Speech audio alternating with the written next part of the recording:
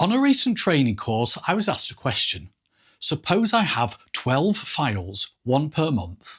Each file contains 4 sheets, north, south, east and west, representing the 4 reporting regions of our company, and each sheet contains sales transactions for that month and that region.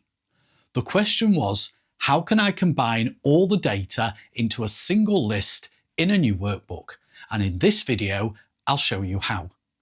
As usual, if you want to follow along, you can download a copy of the practice file from the link in the description below. To keep it simple, I've got 3 files. Each file contains 4 sheets. Each sheet contains 10 rows of data. So I should end up with a list containing 120 rows of data. First of all, place all the files into a single folder. It's a good idea to make sure there are no other files in that folder. And then start a new Excel file. In that new Excel file, click on Data, Get Data, From File, From Folder. Select the folder containing the files and click Open. A list of all the files in that folder is displayed. Click the Transform Data button to open the Power Query editor. What we're looking at now is information about each file, often referred to as metadata. Click the double-headed arrow to the right of Content, which is the first column up here. What we see is the names of the sheets in the first file being Feb. I could choose a different file from the sample file drop-down, but because all the files have the same structure in terms of the sheet names, I will always see the same 4 items. By the way, clicking that double-headed arrow is not part of the process, but for the next bit that I'm about to show you to make sense, you need to know what is inside the content column for each file. So I'll just click Cancel. Then I'll click the Add Column tab on the ribbon and select Custom Column. In the dialog box, I'm going to give a name to this new column and I'm going to call it Sheets, and then I'm going to enter this formula. Leave the equal sign in there and type Excel.Workbook, open brackets. The Excel.Workbook has to be typed exactly as I've typed it there, capital E, capital W. On the right hand side I have a list of the available columns, which are the columns from the main table at the top of the screen. I'm going to double click on Content, type in a closing bracket and click OK. Just before I click OK, let me explain what that's doing. This single line of code will create a new column in the table.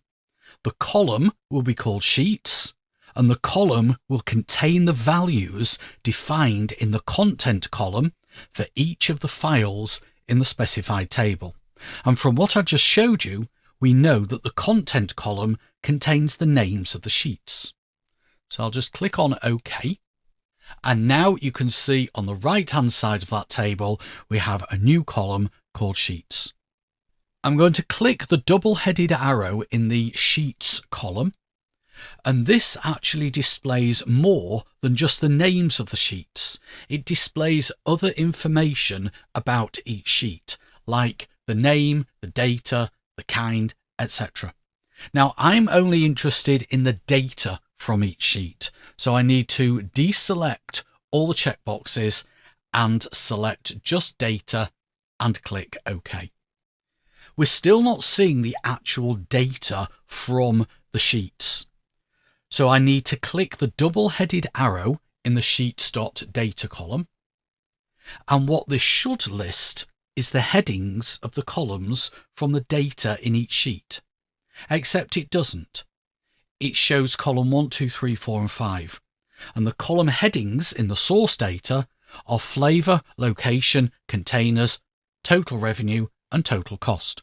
This sometimes happens because Power Query doesn't automatically pick up the first row as headers from the source data. Sometimes it does, sometimes it doesn't. It may happen with your data or it may not. But if I click OK, what we now have is we now have the actual data that we want. We have got extra columns, which we'll sort shortly.